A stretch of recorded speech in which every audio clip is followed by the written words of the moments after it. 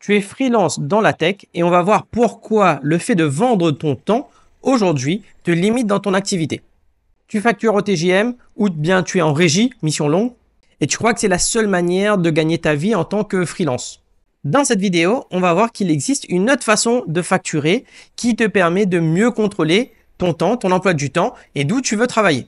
Juste avant de commencer, je suis Imran, je suis moi-même freelance dans la tech. Je fais aussi du mentoring pour les freelances qui veulent apprendre à trouver des clients par eux-mêmes, en direct, sans passer par les intermédiaires et sans faire le commercial. D'ailleurs, j'ai une vidéo qui te montre comment je fais totalement, c'est le premier lien dans la description. C'est parti. Déjà, premier point, pourquoi vendre ton temps, ça peut être un piège. Ton revenu, il est limité par ton temps. En TJM, ton chiffre d'affaires égale le nombre de jours que tu vends. Problème, dans un mois, tu ne peux travailler que 20 jours, à peu près. Mais ça fait 20 fois ton TJM, ce qui est déjà une très bonne somme, on est d'accord.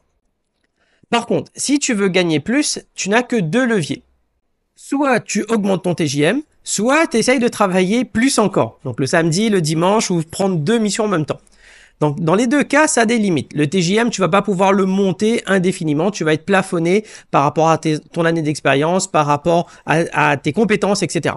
Le travailler plus, j'ai vu des freelances faire deux régies en même temps, ça passe. Par contre, tu peux avoir énormément de pression tout d'un coup et je suis pas sûr que ce soit comme ça que tu as envie de bosser ou occuper ton temps libre. Tu vas sacrifier beaucoup de liberté. À l'inverse, tes revenus s'effondrent totalement lorsque tu ne bosses plus. Tu es malade, ça fait chaque jour qui passe, c'est 0 de TJM qui rentre. Tu vas en vacances un mois, c'est 0 de TJM pour chaque jour qui passe. Ta mission se termine, c'est le rush pour en trouver une rapidement parce que chaque jour qui passe, c'est du TJM qui ne rentre pas. Et dernier point, tu es toujours en compétition. Un client, lorsqu'il a plusieurs freelances à disposition, qu'est-ce qu'il va faire? Il va comparer les TJM. Et tu le sais bien, plus il y a de concurrence, plus c'est la course, ce qu'on appelle la course vers le zéro, plus les TJM vont être bas parce que le prochain qui arrive sur le marché veut être pris, donc il va baisser ses TJM. Donc toi, tu avais un TJM beaucoup plus haut, tu dois t'aligner parce que sinon t'es pas pris, etc., etc. Et donc il y a plein de freelances qui me disent aussi, écoute, avant j'étais à 700, 750, aujourd'hui avec mes années d'expérience, je suis à 450 sur le marché.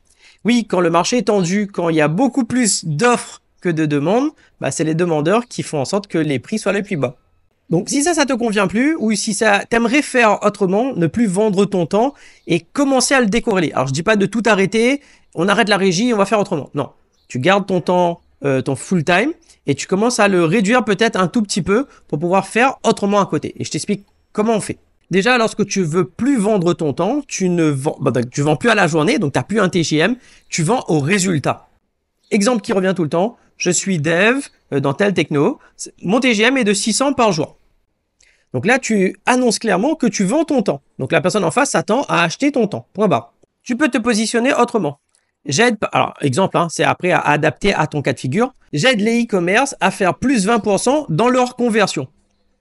La différence entre le fait de dire je vends 600 € par jour ou j'aide à apporter une solution par rapport à un problème douloureux fait que dans la deuxième solution, tu ne vends plus ton temps, tu vends la solution à un problème. Que ça te prenne une journée ou 5 minutes à le régler, tu vas être payé pareil. Le premier, au TJM, tu es considéré comme un exécutant. Le second est plutôt considéré comme un spécialiste. Et là, c'est très difficile pour un client de te comparer à quelqu'un d'autre, à un autre profil. Maintenant, comment on fait pour facturer lorsque tu vends à la solution?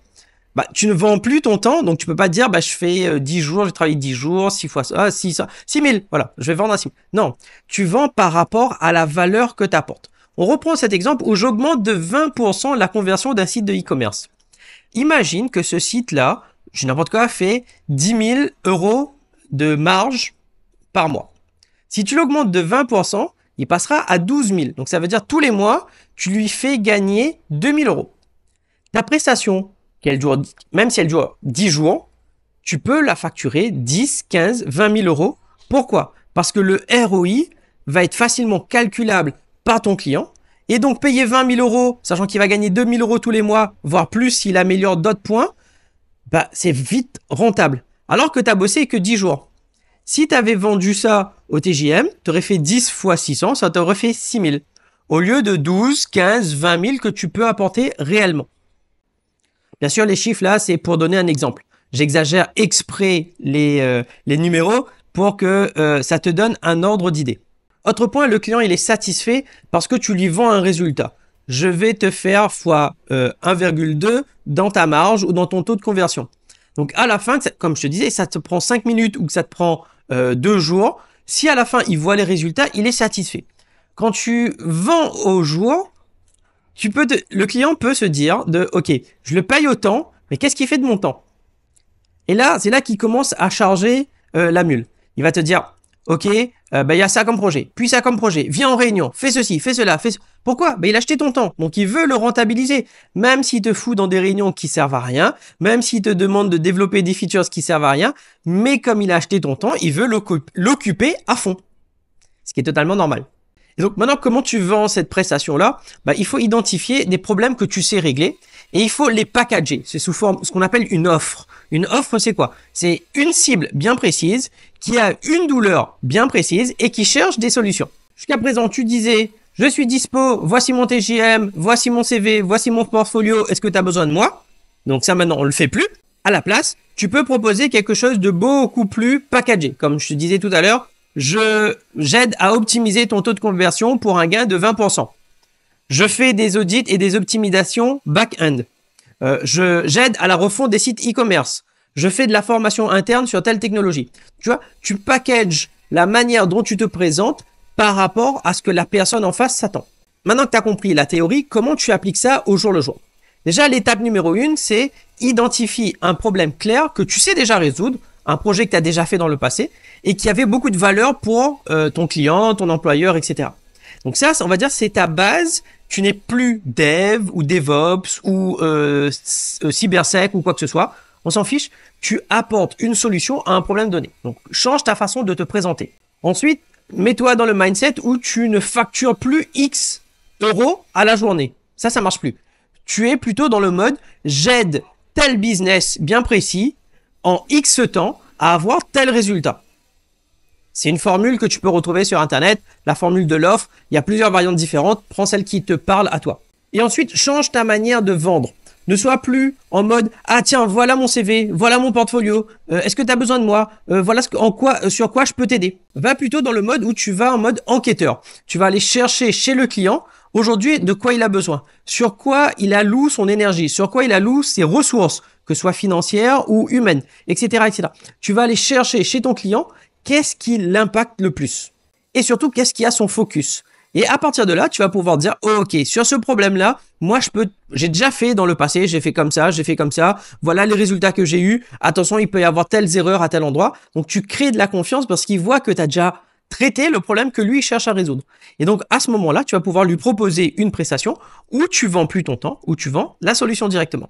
On l'a vu, vendre son temps, il y a des avantages, mais ça peut être aussi un piège. Donc si toi, tu as envie de retrouver de la liberté dans ton temps à toi, pour passer du temps avec la famille, pour pouvoir plus voyager, pour pouvoir profiter tout simplement de ta vie de freelance, si tu veux tenter de gagner plus sans travailler forcément plus, mais que tu sais tout simplement pas comment mettre en œuvre tout ça, si tu veux une méthode hyper claire qui te donne étape par étape comment le faire, j'ai une autre vidéo, c'est le premier lien dans la description. Il n'y a plus qu'à cliquer dessus et je te retrouve de l'autre côté. À bientôt.